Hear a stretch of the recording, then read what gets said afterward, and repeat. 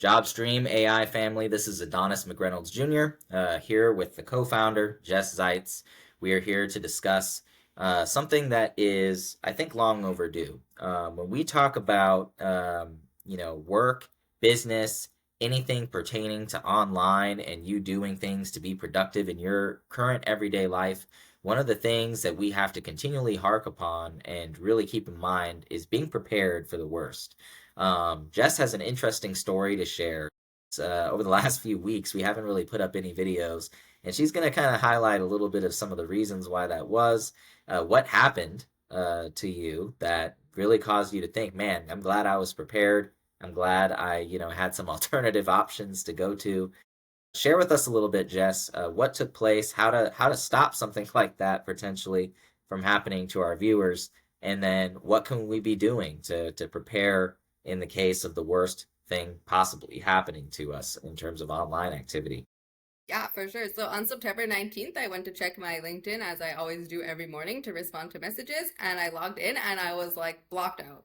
And I was really confused and I was like, okay, that's weird. So I just like clicked to do the identity verification and it said like, oh, your account was shut down due to suspicious activity, but it had no warnings. It didn't say what I was doing wrong. I couldn't think of anything that I was doing wrong. I know sometimes LinkedIn doesn't like when you have like automated stuff going in messages, but I really do keep it within the limit. Like I'm not sending 1,000 messages in an hour, which could really trigger flags and stuff. So I was like, this is weird.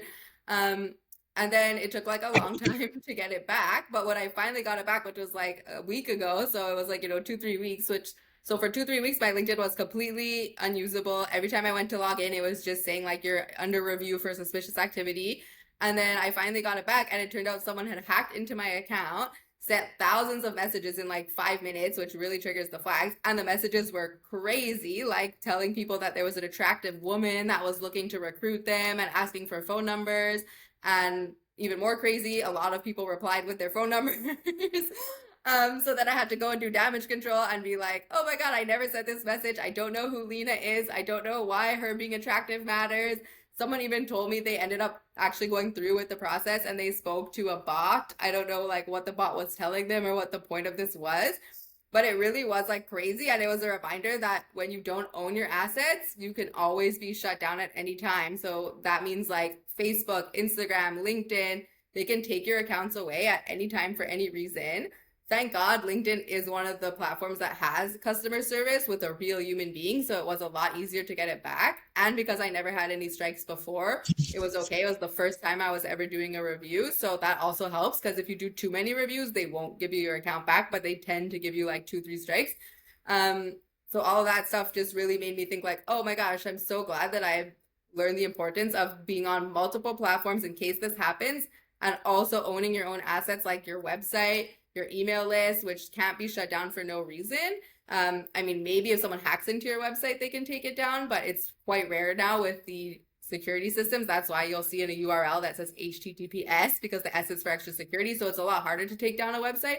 But Instagram, LinkedIn, they can honestly just shut you down for no reason, especially Instagram and Facebook because they do not have customer service teams. You cannot speak to a human. It's all AI, it's all robots, and they can shut you down for something that they think is wrong, but it's a robot and the robots often make mistakes and then you really can't get anything back. So that's what we're going to talk about in this video, the importance of owning assets, but also working smarter and not harder. So, if these like hypothetical situations, like let's say I never got my LinkedIn back, what could I do? That's what we're going to start talking about now. So yeah, that was a crazy 2 weeks for me because I was basically out of business on LinkedIn, but luckily I do a lot of business on Facebook too. So I was okay. But that's like kind of the moral of the story. Don't just be on one platform if it's not your own asset. Yeah, I mean, it's pretty wild. I had my LinkedIn taken away one time in the past. Didn't last very long. Reached out to the support team and got my account renewed, and at least it was like a couple days, something like that. But what you're saying is so true because really, I mean, even Facebook, right? Like, thank goodness your Facebook still worked because, you still have some things going on there that are making you money. But the biggest assets that a person actually has, and I have three that are really, really important for people to understand. Like, these are things that people can't actually take away from you. And the first one is your relationships, right? Your relationships, if you have strong relationships with really awesome people, right? People who are well connected, people who are hustlers, people who understand and are aligned with your vision, nobody can take that from you. If those people are loyal to you, they understand who you are, they like you, they trust you, they know you, it doesn't matter. Like they could take your LinkedIn away. They can take your Facebook away. If you're working with these guys and they trust you and you have their phone numbers, you have a way of being able to contact them in real life, like whatever it is, right, that you're doing with them, if you have a solid contact and connection, they're not going to be able to take that from you, right? That's an asset you own. It's one of the most important assets you own, and you can have an unlimited number of these, right? You could have hundreds of relationships, real relationships with awesome customers, people that are willing to pay you because they love you, because they couldn't imagine life without you, because of the amazing work that you do. It's incredible, right? And so these partnerships that you form, these relationships that you form, if they're grounded on trust, belief, knowledge of each other, liking one another, like being aligned on the same page and wanting to make money together, that's not something that can be taken away. The only people that can take relationships away from you is yourself, right? Because if you fail to keep up on your relationships, you fail to be trustworthy, you fail to keep up on your commitments, you fail to do all of these other things, then yes, you can lose that relationship. But any relationship can be repaired by showing yourself to be trustworthy, by showing yourself to be knowledgeable and helpful or whatever, right? So, relationships is number one. Number two, nobody can take away your skills. Your skills are arguably your number one asset, right? Relationship building is a skill. And if you have the ability to build relationships like quickly, right? That's a skill. And that's a skill nobody can take from you. No matter what they do, like they can take away your Facebook, LinkedIn, email, whatever it is. Like however you get it done, right? And your skills matter. If you've got skills offline, right? Like let's say somebody takes away all of your online stuff and it's like, okay, business is shut down online, but guess what? I know how to do electrician work or I know how to do something that's extremely valuable that nobody could, ever strip from me because it's not online, right?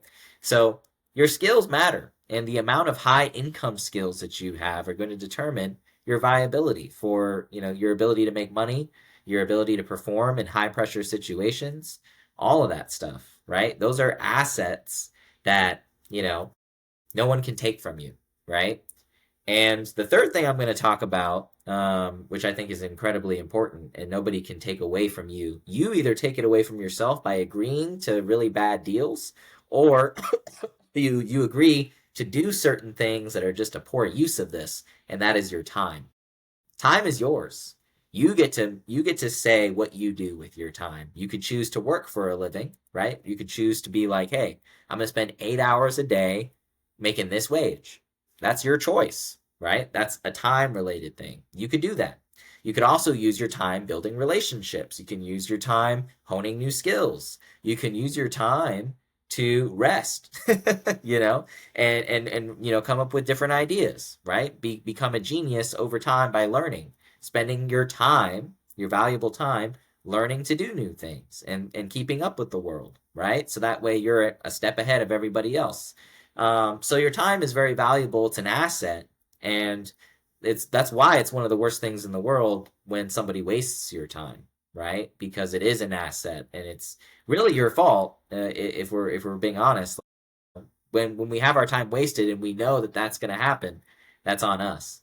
So we have to be cognizant of our time and remember that that is an asset used for success, and how we use that time, whether it be, you know, putting it into creating calendar events. So every single day we're organized and we know what we're planning to do. Or having a to-do list. So that way you can fill your time with specific things and items and tasks that are going to help you stay on pace and accomplish your goals. So that's my top three. I don't know if did you have a top three? I don't know if you had a three to share, or if that was like the biggest takeaway for you was just like, hey, be on multiple platforms because you never know when you're going to get hacked. Yeah, so all the top three that you said are exactly what I would say too. It's super, super important because, like I also felt the same way. Okay, look, if I was shut down on everything, I'm super resourceful. I never give up. I always learn new skills. I know I'll be fine. I have savings, like everything's okay. So there's that. So like, set yourself up for success. Exactly like what you said, by managing your time, by learning new skills and all that. And then just like the other part of that is also, once you put those skills to use, if you are going to be doing things online, then just keep in mind that if you don't own the asset, it can be taken away from you at any time. So just, make sure that you're doing something as a backup. So like if you just want to be on LinkedIn and no other platform, okay, but either be saving your posts to a different place. Like I create all my content on Trello. So if I really had to like start a whole new LinkedIn, I could go back in Trello, go through the archives and like reuse the same post instead of wasting my time having to recreate every single post or make all new posts. I can just fill up my profile pretty quickly. Like that's something you can do. Having a website is your own asset. Building an email list is your own asset because the emails are always yours. You can literally print them out on paper if you wanted to keep them safe. No one can take that away from you. So just keep those things in mind on top of what you said, which is the most important, which is, being a good person, cultivating your skills and all of that, which will always set you up for success no matter what the world throws at you. All right. Well, it sounds like we've got amens across the board, right? So with that Yep. said, audience, do with that what you will. We look forward to seeing you on further videos. Hopefully no more internet shortages, crashes, or hacks. And we'll see you on the other side. Absolutely. And visit us at